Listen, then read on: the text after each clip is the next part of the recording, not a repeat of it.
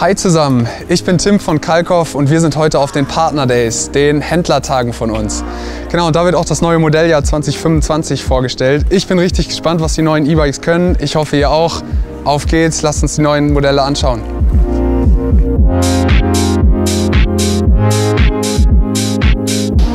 Moin Felix, cool, dass ich dich einmal runterlocken konnte aus dem Büro hier in unsere Brand World, wo wir das neue Modelljahr ausstellen.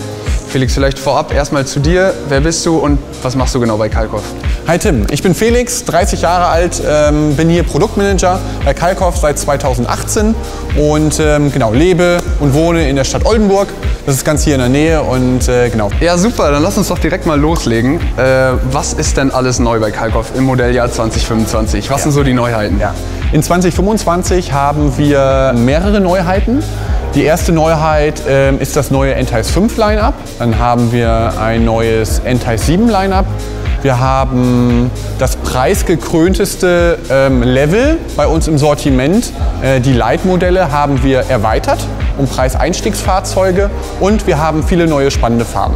Ich meine, der ganze E-Bike-Markt, du erwähnst es ja schon, ist unglaublich dynamisch. Tracken wir denn beispielsweise auch die Kundenbedürfnisse? Kann man so nachvollziehen, wie sich das beispielsweise über die Jahre geändert hat oder was aktuell den Leuten wichtig ist? Ja, also es gibt da verschiedenste Trends und verschiedenste Entwicklungen, die wir sehen.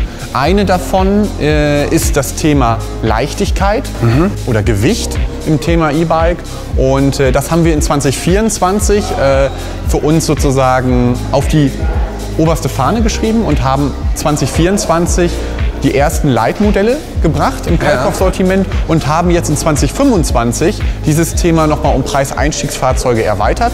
Und dieser Trend, ein leichteres E-Bike zu haben, der ist ungebrochen. Ja. Wir erleben sozusagen mit diesen Modellen, die wir jetzt in 2024 gelauncht haben, einen bahnbrechenden Erfolg. Also das heißt, wir haben jeden Preis bisher irgendwie abgeräumt, den man gewinnen konnte. Wir haben sogar den EF Design Award für diese Modelle gewonnen. Und da sind wir sehr stolz drauf und das haben wir jetzt für 2025 uns da auch neue Dinge überlegt, die wir dort entsprechend dann bringen. Ja, du sprichst es an, gerade den EF Design Award kriegt man ja auch nicht geschenkt. Ich meine, wir stehen hier steht das neue Endeavour Light Season. Wenn ich mir das Rad so angucke, was zeichnet das denn aus? Was sind so die Besonderheiten? Genau, also die Besonderheiten generell an dieser Season-Ausstattung, die wir jetzt in 2025 bei den Light-Modellen eingeführt haben, ist dass die sehr preisattraktiv daherkommen. Ja, das heißt, wir haben uns irgendwie den Fokus bei dieser Ausstattungsvariante darauf gelegt, dass wir einen schönen Preis haben wollen für die Leute, sodass wir diese Räder noch einem breiteren Publikum zugänglich machen können. Und ja, diese Räder kommen auch mit der Kalkoff-DNA, sprich dem hohen Alltagsnutzen. Soll heißen, die haben jetzt eine Federgabel. Im 2024er Line-Up hatten wir Modelle mit einer starren Gabel. Die haben wir auch weiterhin, aber hier haben wir jetzt eine Federgabel, einen breiten Reifen und natürlich super spannende Farben, sodass diese Season-Ausstattung perfekt für jemanden ist, der in die Kalkoff-Welt einsteigt und ein leichtes, integriertes Fahrrad haben möchte. Lass uns doch mal zum Fahrrad rübergehen.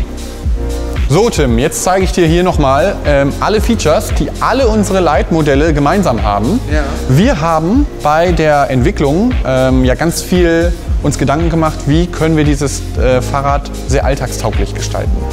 Und wir haben für uns ganz klar gesehen, dass bei der tiefen Rahmenform die Möglichkeit auch gegeben sein muss, das Fahrrad irgendwie anzuheben. Und da haben wir uns hier überlegt, einen Tragegriff zu integrieren. Also auch für Leute geeignet, die jetzt nicht nur im ersten Geschoss wohnen, sondern vielleicht auch mal im dritten, um das Ganze hochzuheben. Genau so. Wir sind ja auch bei den Leiträdern. Genau so ist es, genau. Das heißt, das gilt für alle Leiträder, die den tiefen Einstieg haben.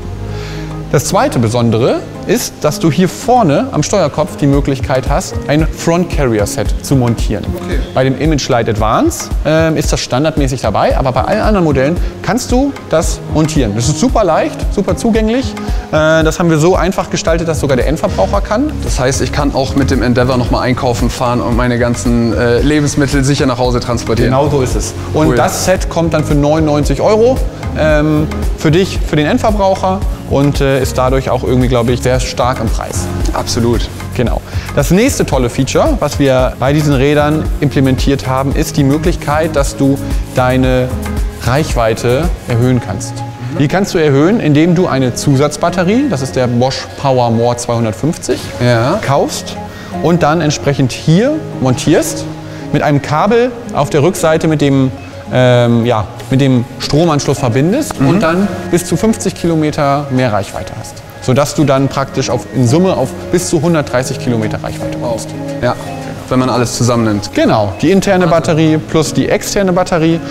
Und ich glaube, da ist so gut wie fast jeder sehr happy mit der Reichweite. Er fährt 130 Kilometer am Stück, die wenigsten. Genau, sehr hoher Alltagswert und kann man damit, glaube ich, gut Touren fahren.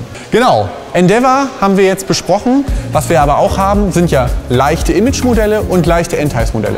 Bei den Image-Modellen ist der Unterschied, wenn wir das jetzt exemplarisch an dem Endeavour-Modell hier angucken, ist, dass wir dann hier bei den Image-Modellen auf eine Nabenschaltung zurückgreifen. Einmal in der Riemenvariante und einmal mit einem Chain-Glider, wo sozusagen die Nabenschaltung mit der Kette kommt, aber dann komplett gekapselt ist, sodass es auch für den hohen Alltagsnutzen leicht ist.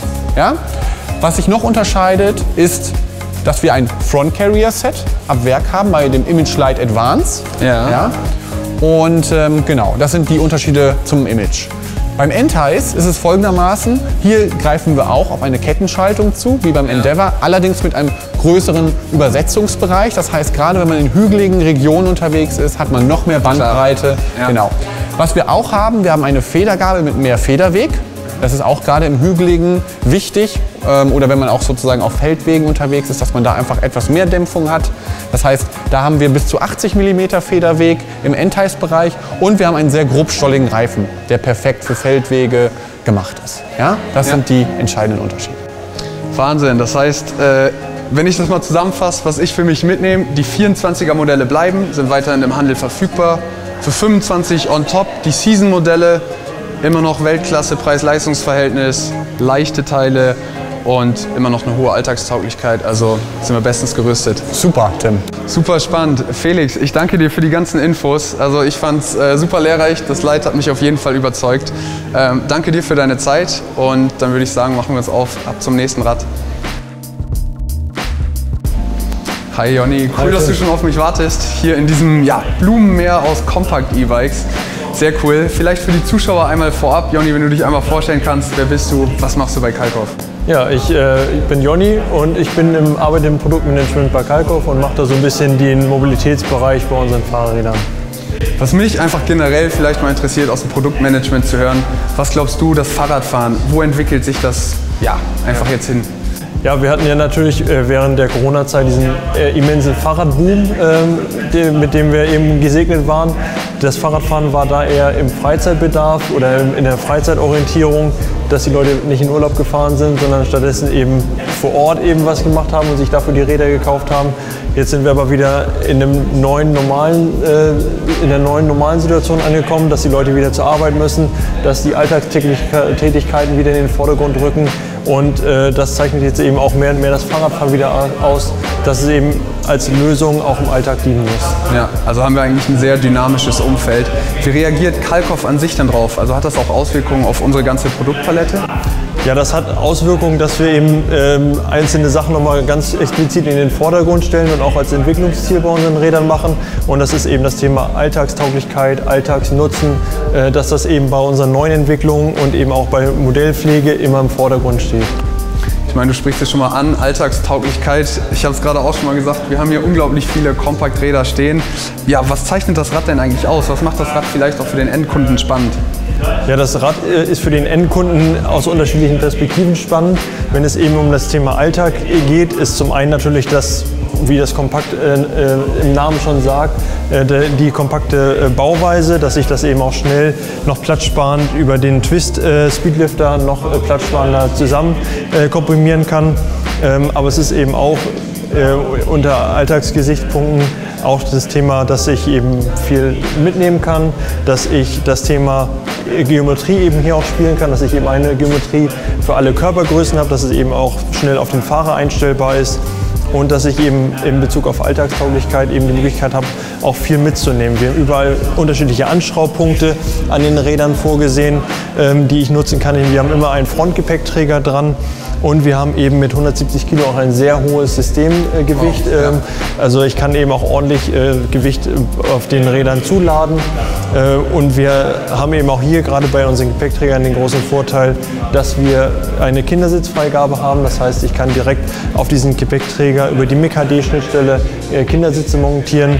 Und da profitiere ich gerade in Kombination mit dem hohen Systemgewicht davon, dass ich den niedrigen Schwerpunkt durch die kleinen Räder mir zunutze machen kann und da zum einen Kinder als auch Lasten sehr sicher und stabil transportieren kann. Du hast gerade schon mal angesprochen, Twistlifter ist wahrscheinlich nicht jedem Begriff. Kannst du da mal drauf eingehen, was ist das genau? Ja, ich kann hier eben werkzeuglos die Höhe des Vorbaus schnell auf mich einstellen und kann eben auch den Vorbau, wenn es notwendig ist, aus Platzspargründen schnell zur Seite drehen. Das ist auf der einen Seite natürlich so für den Einsatz im Camper etc. wichtig. Das ist auch das, wo das Compact schnell verortet ist. Aber es kann eben auch sein, dass ich eben so in meiner Wohnung oder auch in meinem Keller nicht viel Platz habe und eben auch das Rad dort platzsparend unterbringen muss. Ja, total. Hier sind jetzt 3 Räder aufgeführt, alle unterschiedliche Farben. Das leuchtet mir natürlich ein. Sind natürlich aus unseren 3 Segmenten. Was für Unterschiede sind da zu sehen? Also auf den ersten Blick für mich erstmal, ja, schwierig zu erkennen, sind relativ ähnlich, oder liege ich da falsch? Also die Grundstory erzählen alle 3 Räder gleich. Die Unterschiede sind dann, dass ich hier im Imagebereich, da setzen wir eben auf eine Nabenschaltung, auf eine integrierte Schaltung und einen sehr wartungsarmen Riemen. Das ist eben das, was so im Alltagsbedarf ist, das eigentlich die beste Lösung, weil ich da möglichst wenig Stress mit habe. Ja. Und dann haben wir hier 2 Räder, wo wir eben auf eine Kettenschaltung gehen. Das ist eben hier mit dem Endeavour habe ich eine Kettenschaltung, aber auch sehr urban-orientierte Reifen. Und dann haben wir hier unser N-Tice Compact, also unser kleines Allroad-Bike, wo wir dann eben sehr also stark profilierte Reifen nutzen, dass man eben auch, wenn man eben seinen Alltag bewältigen muss oder auch im Urlaub ist, dass man da auch auf jedem Untergrund unterwegs sein kann. Leuchtet total ein, ja. Gibt es denn Unterschiede zwischen den Modelljahren, wenn wir jetzt aufs neue Modelljahr gehen? Was hat sich da geändert? Ja, also die großen Unterschiede zum Modelljahr 24 zu 25 ist in erster Linie, dass wir bei der Farbauswahl nochmal deutlich mehr Farben bringen, dass wir neue Farben bringen im Compact-Bereich. Ansonsten habe ich vom Modell oder vom Produkt her wenig Änderungen im Vergleich zum Vorjahr. Da bringen wir einfach Kontinuität in unser Portfolio und lassen Sachen, die einfach gut funktionieren, auch Farben, die gut funktionieren, durchlaufen, aber schauen eben, was sind so gerade die Farbtrends und ergänzen das dann zusätzlich. Und beim Compact ist es uns eben wichtig, dass wir eine große Farbbandbreite bieten, um für jeden Kunden eben was bieten zu können. Ich finde es immer ganz spannend, so die Geschichte hinter dem Fahrrad auch kennenzulernen. Was hat Kalkoff sich damals eigentlich gedacht, einen Compact zu machen? Wie sind wir darauf gekommen oder wie ist diese ganze Geschichte dazu entstanden? Ja, also Compact hat eigentlich ist ein Traditionsthema für Kalkoff. Es gab schon früher in der Historie immer mal wieder Compact Bikes und von daher war es uns eben wichtig, gerade wenn es jetzt um das Thema Alltagsnutzen etc. geht, ist aus unserer Sicht eben das Compact Bike eins der wichtigen Räder, um so innerstädtische Mobilität etc. eben zu unterstützen und eben auch mit unserer DNA, die wir in den anderen Bikes eben verorten, auch ein passendes Produkt zu machen. Was meine ich damit? In erster Linie meine ich damit eben, dass wir die hohen Systemgewichte, die wir bei den anderen Rädern bringen, auch aufs Compact adaptieren. Ja, dass wir da beim Compact nicht Schluss machen, sondern dass wir sagen, hohe Systemgewichte machen auch bei kleinen Rädern Sinn. Ja. Wenn du mich jetzt überzeugen müsstest, ich habe unterschiedliche Compact-Räder verglichen und bin mir da noch unsicher, auf welches ich zurückgreifen will. Wenn du mich überzeugen müsstest mit einem Fakt, wo du sagst, so, wenn er das weiß, dann nimmt er auf jeden Fall das Rad und das zeichnet das Rad einfach aus und ist, hat hier einen ganz, ganz hohen Stellenwert. Was wäre das für dich? Die Vielseitigkeit. Es ist eigentlich egal, was du gerade mit dem Rad machen möchtest, ob das was ist, wo du deine Freizeit eben anders gestalten möchtest, also ob du es in den Urlaub mitnehmen möchtest und dann eben von dem kleinen Packmaß den Vorteil hast, oder ob du einfach täglichen Begleiter in deinem Alltag, in deiner Familie, bei unterschiedlichen Fahrern haben möchtest und eben auch eine Lösung für Lastentransport haben möchtest. Das obliegt dir, wie du das Rad dann gerne einsetzen möchtest. Und ja, da haben wir, denke ich, eine sehr passende Antwort. Gerade Themen, dass wir eben den Frontträger immer serienmäßig dabei haben, dass der nicht dazu gekauft werden muss, dass ich eben alles ranbauen kann, was ich eben im alltäglichen Bedarf brauche und eben den Vorteil, dass ich jede Art von Taschen dran bauen kann. Das war für uns eben auch ein wichtiges Entwicklungsziel, dass ich überall jede Taschengröße hier auch an das Kompakt anbringen kann. Plus eben, was ich schon gesagt habe, die Möglichkeit über den MIC-HD auch wirklich den Kindersitz oder eben auch große Körbe etc. Montieren zu können, um wirklich auch ordentlich meinen ganzen Einkauf oder eben mein Kind mitzunehmen. Jonny, vielen Dank für die ganzen Facts, für die ganzen Infos. Super spannend, cooles Fahrrad. Ja. Hat mir echt Spaß gemacht, cool, dass du die Zeit genommen hast. Für mich, was ich mitnehme, ist einfach ja, Alltagstauglichkeit. In allen Lagen ist das Rad nutzbar. Eine unglaublich hohe Vielfalt, nicht nur in den Farben, sondern auch in den Einsatzbereichen. Also tipptopp, cooles Rad. Danke dir, Jonny. Ja, danke dir. So, dann würde ich sagen, auf zum nächsten Rad. Auf geht's.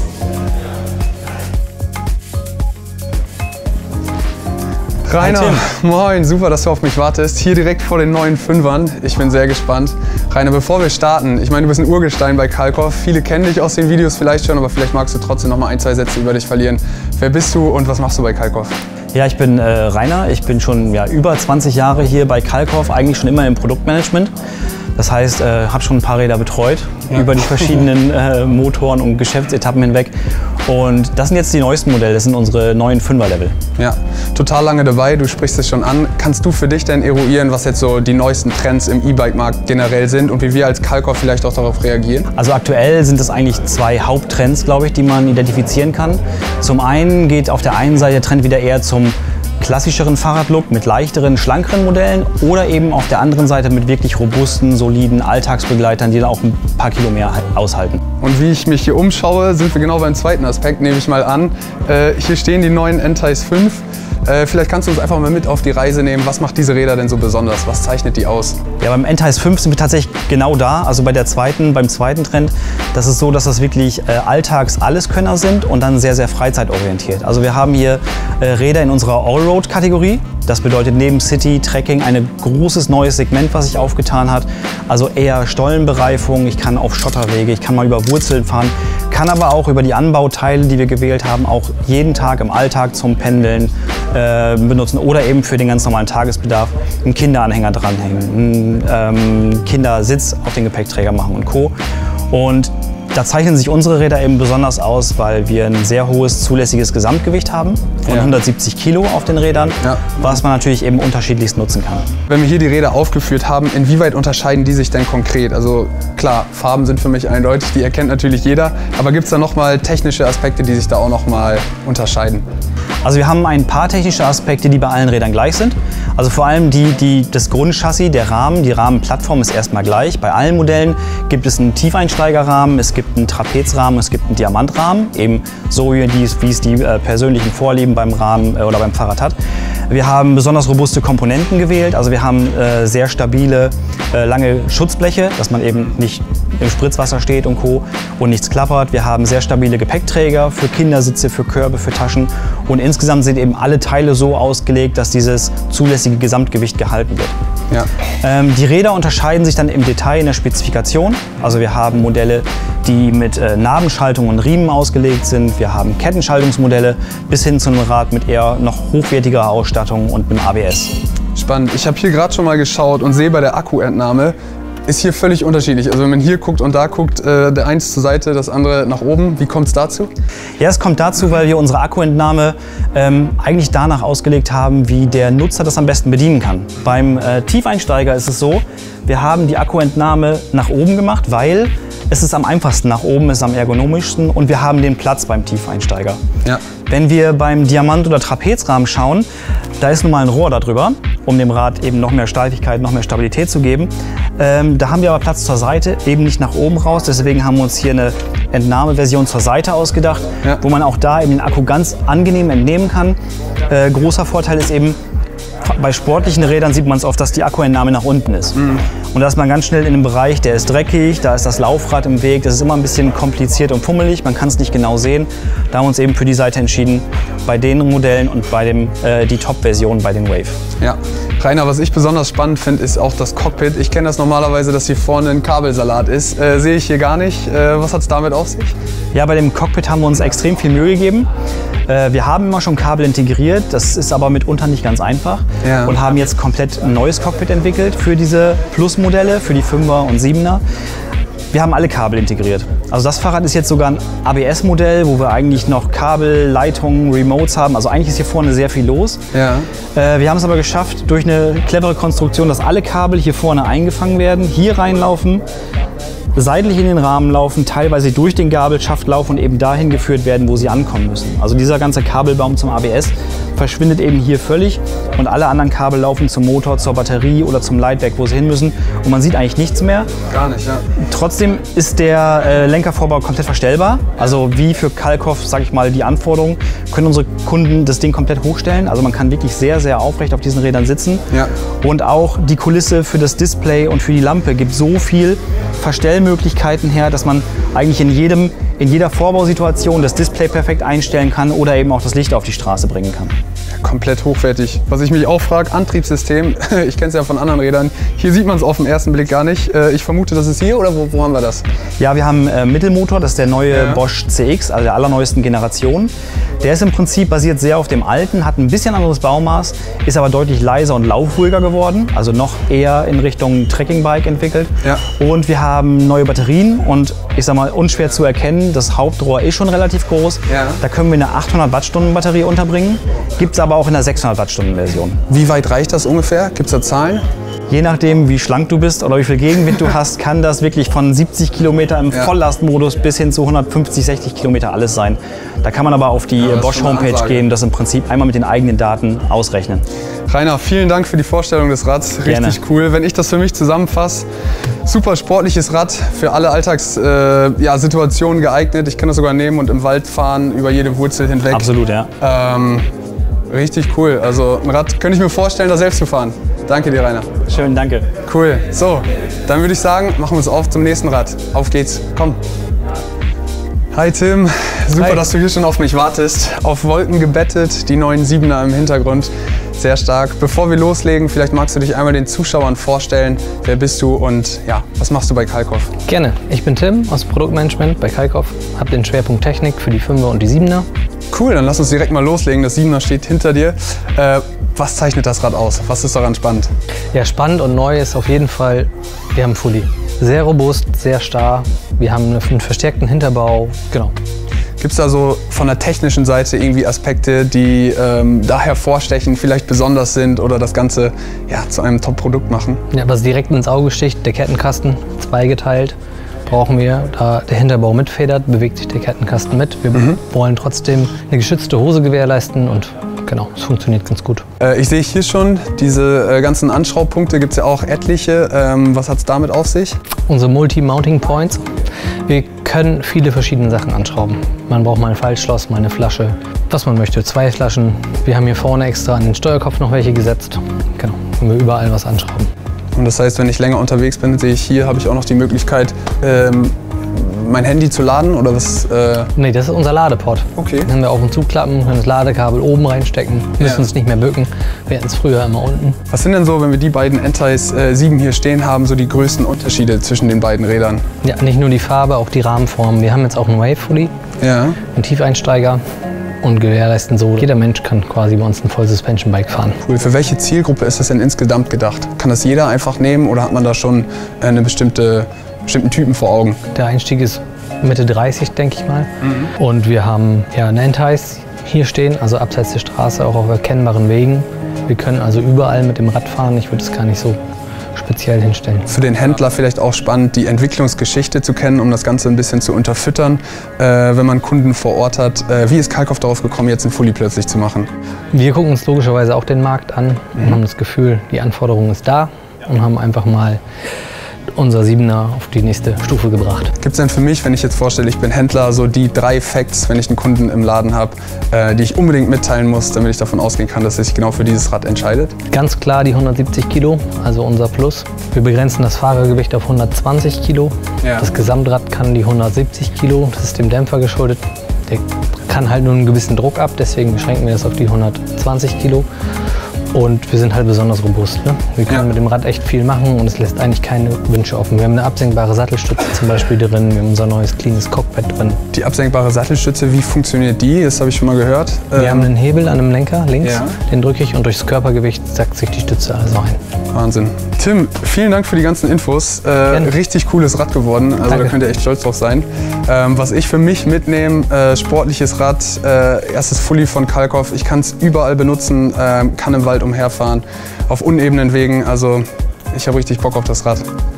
Cool, Tim, vielen Dank. Wahnsinnig aufregend. Ich muss erstmal alles verdauen, unglaublich. Hast du Lust, noch nach draußen zu gehen und irgendwie einen Kaffee zu trinken? Gerne. Vielleicht gebe ich dir noch ein paar Insights für 26. Stark. Ja, was für ein spannender Tag für mich, für euch. Das Modelljahr 25 hat echt was zu bieten. Ich freue mich wahnsinnig auf die neuen Modelle. Und ja, haltet die Ohren steif, macht euch auf was gefasst und ciao, ciao.